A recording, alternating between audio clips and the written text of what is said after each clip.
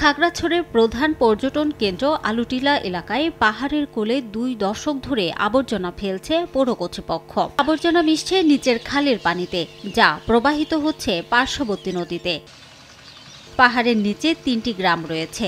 এলাকাবাসী বলছেন, শহরের প্রবেশের প্রধান সড়ক হওয়ায় এলাকাটি স্থানীয় বেশিরভাগ মানুষ ব্যবহার করেন। তবে একদিকে ভাগাড়ের দুর্গন্ধে অতিষ্ঠ সবাই, অন্যদিকে আবর্জনা মিশ্রিত খালের পানি ব্যবহার করে নানা রোগে আক্রান্ত হচ্ছেন স্থানীয়রা। শিগগিরই পৌরসভার ডাম্পিং স্টেশন চালুর দাবি তাদের। উঠে আসি ঢোকার পথে আবর্জনা গন্ধ দুঃখজনক। খাগড়াছড়ি প্রবেশ পথে এই ডাস্টবিনের কারণে অনেক পর্যটক অসুস্থ হয়ে পড়ে।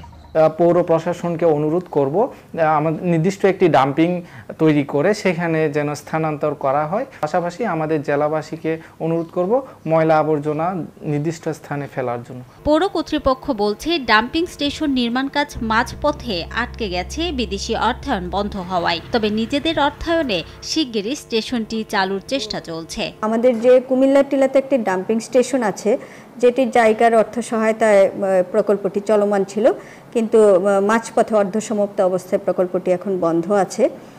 তো আমরা পৌরসভার নিজস্ব উদ্যোগে এই স্থানটি আবার ব্যবহার উপযোগী করার চেষ্টা করছি।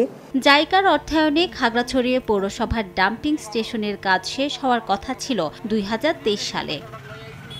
সময় সংবাদ, খাগড়াছড়ি।